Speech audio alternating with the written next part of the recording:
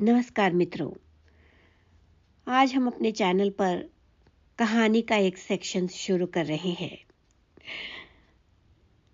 और हमारा इसका शीर्षक है स्नोरिंग। ये कहानी मेरी स्वरचित कहानी है। स्नोरिंग एक ऐसी क्रिया है जो जीवन में हर किसी के साथ होती है,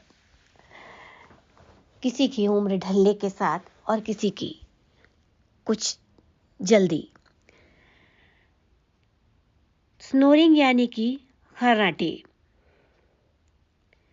आज फिर नीवी को जोरदार खर्राटे आ रहे थे। करीब 6 महीने से ऐसा हो रहा था। नीवी एक लेखिका है, उम्र के 50 वसंत पार कर चुकी थी, मगर खुद को बहुत फिट रखा था। अपनी उम्र से 20 वर्ष कम दिखती थी नीवी। पारस नीवी पर चांद छिड़कता था। आज से 30 वर्ष पूर्व उसे ब्याह कर घर लाया था। बस एक झलक देखी थी अपनी फूफी की बेटी की शादी में। फिर क्या था, पारस दिन रात उसे पाने के स्वप्न देखने लगा। किसी मित्र ने उसका हाले दिल उसकी फूफी से बयां कर दिया। फिर क्या था, बात नीवी के घर तक पहुंची। पारस सबको बहुत पसंद आए। लंबाई 5 फीट 8 इंच, चौड़ा सीना, 6 एब्स, गोरा रंग, मधुर मुस्कान, गहरी आंखें और उसका हंसमुख स्वभाव। नीवी ने कनखियों से देखा और फिदा हो गई पारस पर। पारस पेशे से वकील थे, हाई कोर्ट में बहुत नामचीन वकील, मगर अपने केस की पैरवी उनसे ना हो पाई। बचपन के दोस्त ने जब सारा मामला बताया तो बात बनी। पारस नीवी को ब्याह कर घर ले आए। दिन बीतते गए और उन दोनों का प्यार भी परवान चढ़ता रहा। नीवी का सौंदर्य ऐसा कि दिया लेकर ढूंढने से भी ऐसी रूपसी ना मिले। ऐसे ही नहीं, पारस की नजरों ने उसे चुना था। सुंदरता के साथ नीवी बहुत ही कार्यकुशल भी थी। कब उसने पारस के घर को अपना घर बना लिया, पता ही नहीं चला। सास ससुर, ननद देवर और घर के नौकर चाकर, माली, ड्राइवर तक नीवी के व्यवहार और व्यक्तित्व के कायल हो गए। पारस को कभी ढूंढने से भी नीवी में खामी नहीं मिली। कह सकते हैं कि नीवी गुणों की खान थी और पारस प्रतिदिन उसकी किसी न किसी बात से प्रभावित हो जाता था। आज विवाह के 30 वर्षों बाद भी नीवी वैसी ही नई नवेली दिखती थी जैसी विवाह के समय थी। उम्र की धूप ने उसके केशों को रजत वर्णी ताज नहीं पहनाया था। उसके सौंदर्य का आकर्षण आज भी वैसा ही था। इसीलिए तो पारस की नजर नीवी पर ठहर गई थी। वो मन ही मन गर्वित महसूस करता था जब लोग बाग, परिवार, मित्र नीवी की प्रशंसा के पुल बांधा करते थे। झूठ भी नहीं था, नीवी इस प्रशंसा के योग्य भी थी। एक संवेदनशील लेखिका होने के साथ अच्छी कवयित्री भी थी और स्वर कोकिला भी। जहां भी जाती, लोग उसकी कविता और गायन के मुरीद हो जाते। ये हर बार पारस का ही अनुरोध होता था, जिसे वो किसी भी कीमत पर टाल नहीं सकती थी। अब ऐसी जीवन संगिनी मिले जिसे उसे स्वयं के भाग्य पर अभिमान तो होगा ही। सुहानी और पीयूष 2 बच्चे थे उनके। सुहानी आंखों की डॉक्टर थी और यूएसए में सेटल थी अपने पति महक के साथ। वही पीयूष प्रोफेशनल फोटोग्राफर था। बॉलीवुड, खेल जगत और कला क्षेत्र से जुड़े सेलिब्रिटीज के बीच एक चिर परिचित और लोकप्रिय नाम। इस प्रकार दोनों बच्चे अपने अपने जीवन में और अपने क्षेत्र में स्थापित थे और नाम कमा रहे थे। इधर पारस के माता पिता भी ऋषिकेश चले गए। वहां इनकी अपनी कोठी है। ईश्वर से जुड़ने का ये अवसर वे नहीं गंवाना चाहते थे। वहां का गंगा घाट, गंगा आरती, सब कुछ आपको उस परम सत्ता के और निकट ले आता है। बीच बीच में कभी कभी पारस नीवी तो कभी कभी माता पिता आते जाते रहते थे। पारस का छोटा भाई प्रसून दिल्ली शिफ्ट हो गया अपने परिवार के साथ। सीए फर्म में अच्छी पहले नौकरी और बाद में पार्टनरशिप मिल गई। पारस की बहन का विवाह हीरे के व्यापारी हिमेश मेहता से हो गया और वह सूरत चली गई। इस प्रकार इतने बड़े घर में सिर्फ पारस और नीवी रह गए थे। पिछले 6 महीनों से नीवी की तबीयत कुछ ठीक नहीं चल रही थी। उसे जोरदार खर्राटे आने लगे थे। वैसे नीवी 1 वर्ष से थोड़ी डिस्टर्ब थी।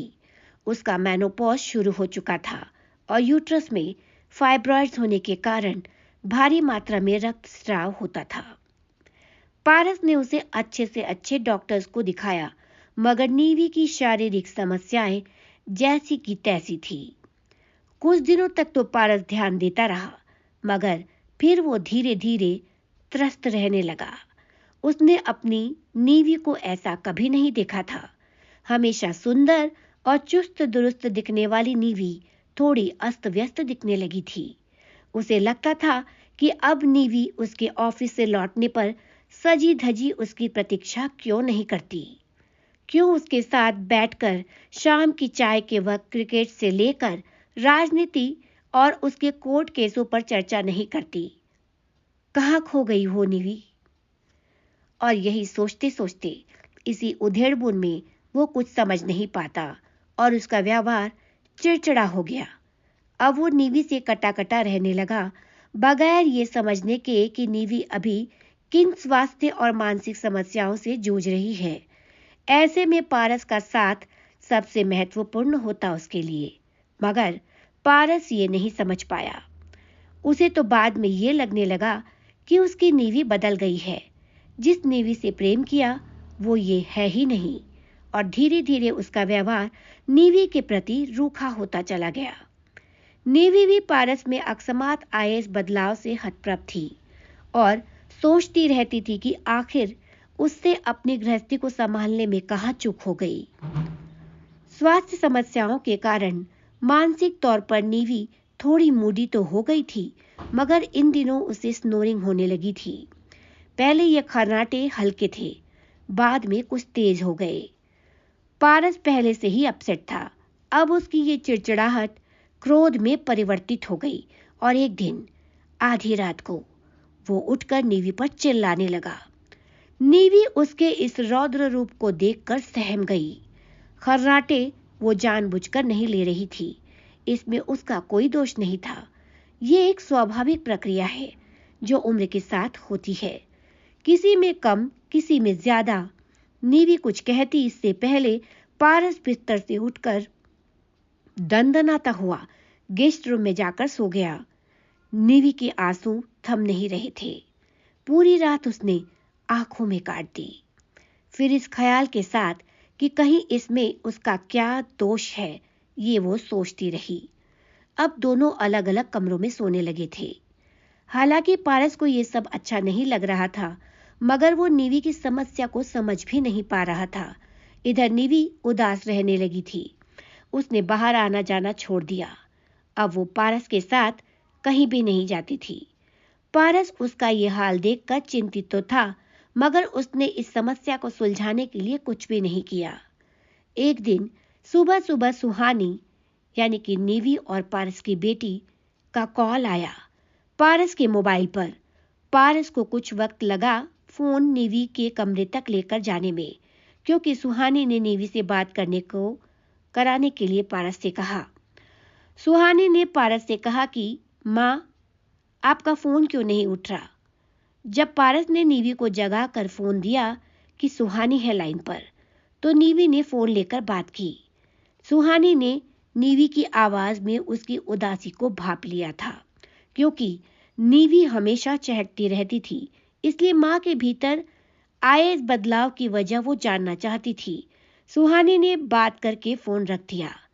दोपहर में उसने फिर से नीवी को कॉल किया और पूछने लगी। पहले तो नीवी टाल मटोल करती रही, लेकिन वह अपने बच्चों को परेशान नहीं करना चाहती थी।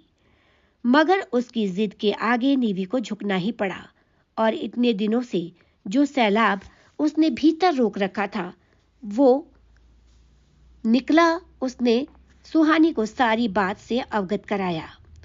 सुनकर सुहानी थोड़ी गंभीर हो गई थी और उसे अपने पिता की नासमझी पर क्रोध आ रहा था। उसने अपनी माँ से कहा कि माँ, आप चिंता मत कीजिए, मैं सब ठीक कर दूंगी। ये कहकर उसने फोन रख दिया। नीवी ने सारा दिन इसी उधेड़-बुन में निकाल दिया कि ये लड़की सुहानी आखिर करने क्या वाली है। कहीं उसने पारस को सब कुछ बता तो नहीं दिया। हे प्रभु, तब मैं क्या करूंगी? पारस तो मुझ पर और अधिक नाराज हो जाएंगे। उसने सुहानी को व्हाट्सएप पर मैसेज किया कि बेटा, तुम अपने पापा से इस बारे में बात मत करना प्लीज, वो बहुत गुस्सा हो जाएंगे ये जानकर कि मैंने तुमको सब बता दिया है। सुहानी एक पेशेंट देख रही थी। माँ का मैसेज देखा तो उससे निपटने के बाद उसने नीवी को ऑडियो मैसेज किया कि माँ, तुमने मेरी परवरिश इतने अच्छे ढंग से की है, इतने अच्छे संस्कार दिए हैं, तो कम से कम स्वयं की परवरिश पर विश्वास रखिए। आपकी बेटी ऐसा कुछ नहीं करेगी कि आपको दो बातें सुननी पड़े। आप निश्चिंत रहिए, मैं आपका खोया हुआ अधिकार और मान सम्मान दोनों दिला कर रहूंगी आपको। पापा ने ये गलत किया है आपके साथ। जिस समय आपको उनकी सबसे अधिक आवश्यकता है, वो आपसे दूर दूर रहने लगे हैं। क्या वो भूल गए कि जब अक्सर देर रात को वो काम से लौटते थे तो वो आप ही थी जो उनकी प्रतीक्षा किया करती थी और उनको भोजन कराकर ही सोने जाती थी।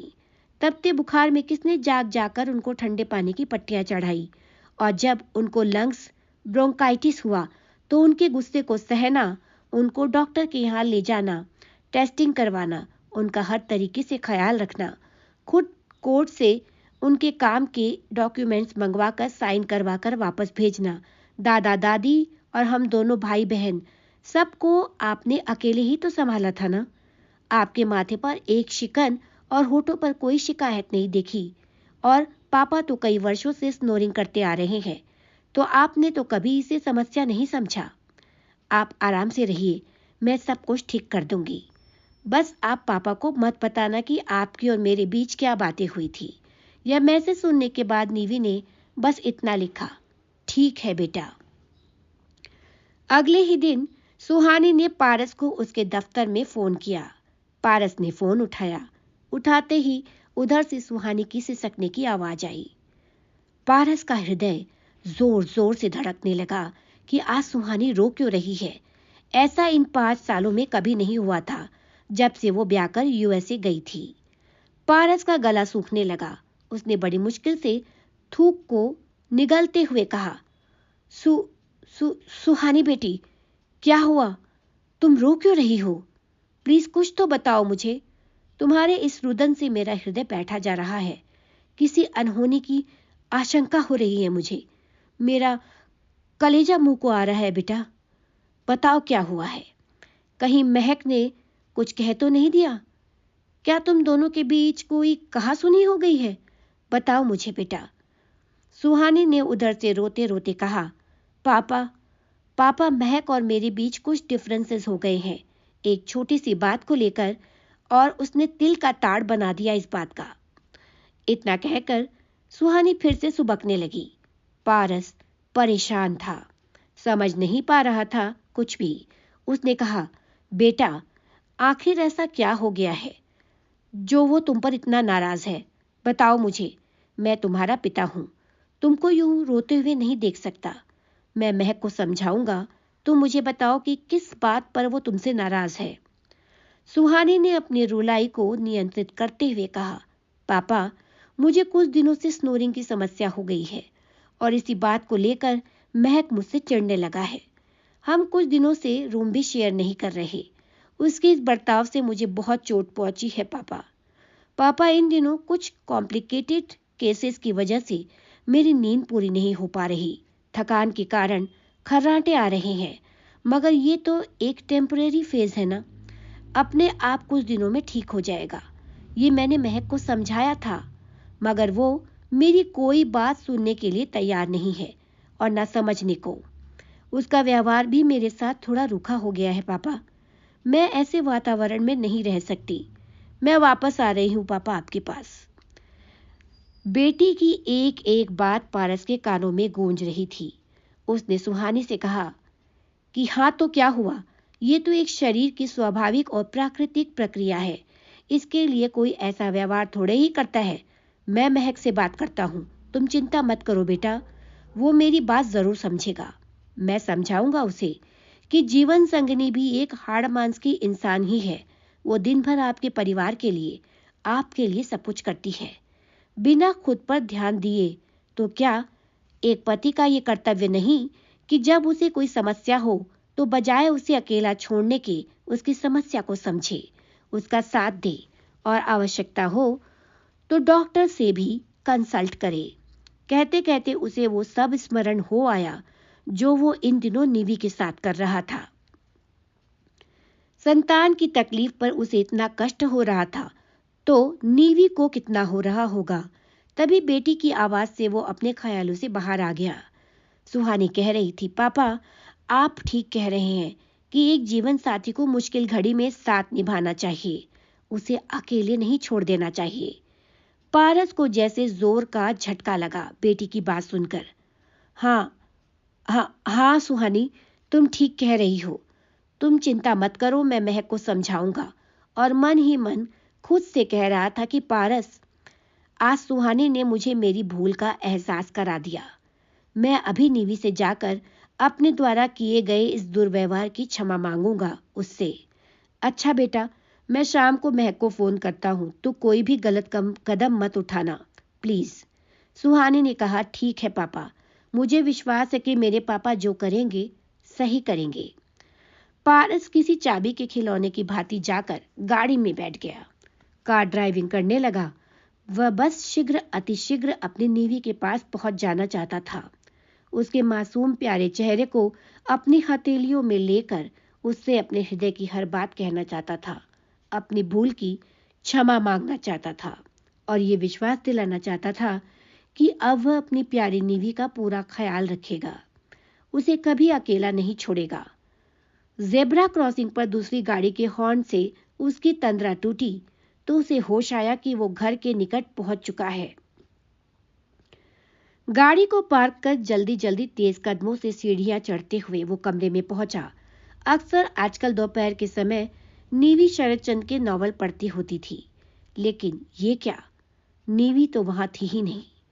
पारस के सब्र का बांध टूट गया और वो जोर जोर से आवाजें लगाने लगा, नीवी, नीवी, नीवू, कहाँ हो तुम?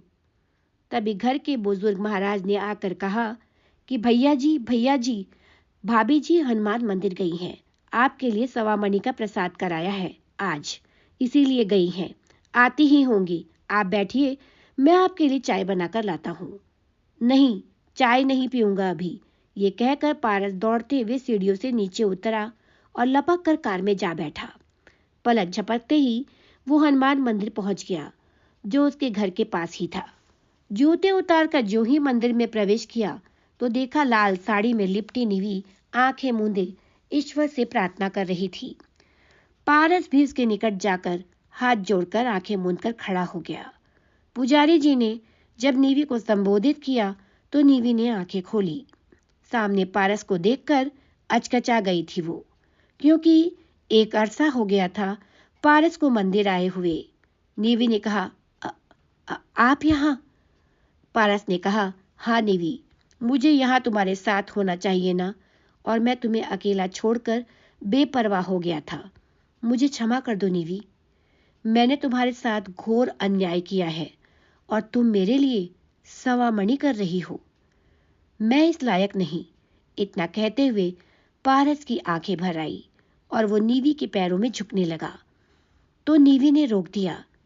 कहा, क्या कर रहे हो आप? मुझ पर पाप चढ़ाओगे? आपको अपनी भूल का भान है, यही बहुत है मेरे लिए। आपका स्थान मेरे हृदय में है। ये सुनकर पारस ने नीवी को सीने से लगा लिया।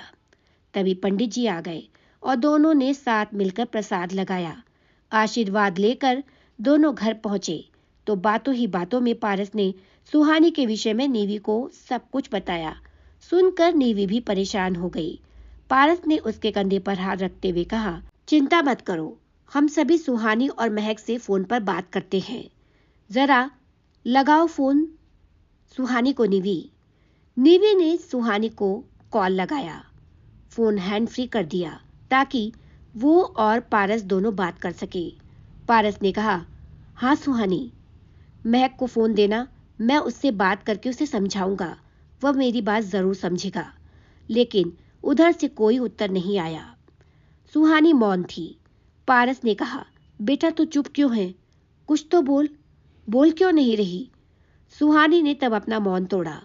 पापा, माँ ठीक है ना? पारस ने कहा, हाँ वो ठीक है, मगर कल मैं तुम्हारी माँ को यहाँ के सबसे अच्छे ENT स्पेशलिस्ट को दिखाऊंगा। उनको जो स्नोरिंग की समस्या इन दिनों हो गई है, उससे उनको काफी परेशानी हो रही है, जिसका इलाज है पेयरिंग मशीन, जिसे लगाकर सोने से स्नोरिंग बंद हो जाती है। मैं महक को भी यही समझाना चाहता हूँ ताकि वो तुम्हारे साथ बुरा बर्ताव ना करे। सुहानी सब कुछ सुनती रही और कहती है, पापा आप माँ की समस्या को समझ गए, मैं बहुत खुश हूँ। माँ का ख्याल आप नहीं रखेंगे तो कौन रखेगा? और इस उम्र में जीवन साथी के साथ की सबसे अधिक आवश्यकता होती है। I am really proud of you पापा। मेरी चिंता मत कीजिए, महक बहुत अच्छे हैं और मेरा पूरा ध्यान रखते हैं। मैं बिल्कुल ठीक हूँ, यहाँ सब कुछ ठीक है। आप बस माँ का ख्याल रखिए। लव यू पापा, लव यू माँ। ये कहकर सुहानी ने फोन काट दिया। पारस और नीवी दोनों एक दूसरे को देख रहे थे।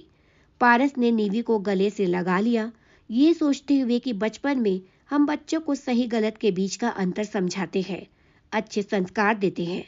आज उनकी इसी परवरिश का ये परिणाम है कि उनकी अपनी बिटिया ने उनको सही रास्ता दिखाया। यही सोचते हुए पारस ने मन ही मन ईश्वर का धन्यवाद किया और नीवी से कहा, चलो नीवी, लॉन्ग ड्राइव पर चलते हैं। और हाँ सुनो, वही गुलाबी सूट पहनना जो मुझे बहुत पसंद है, बहुत फपता है तुम पर। पारस उसे प्यार भरी नजरों से देख रहा था और नीवी की गुलाबी गाल और भी गुलाबी हो आए थे, कानों तक, जिनकी रक्तिमा फैल गई थी। रात को लौटते हुए देर हो गई और ठंडी हवा के झोंकों से नीवी की पलकें भारी होने लग गई। बस क्या था, नीवी को नींद आ गई और हल्के खर्राटे आने लगे। गाड़ी में गीत बज रहा था, तुझ में रब दिखता है, यारा मैं क्या करूं। पारस कार ड्राइव करते करते मुस्कुराकर नीवी की ओर देख रहा था। तो आज कहानी का समापन यही होता है। मुझे दीजिए अनुमति, फिर मिलूंगी आपसे इसी प्लेटफॉर्म पर अपनी लिखी कोई दूसरी कहानी लेकर। आपको ये कहानी कैसी लगी हमें कमेंट बॉक्स में अवश्य बताएं। नमस्कार।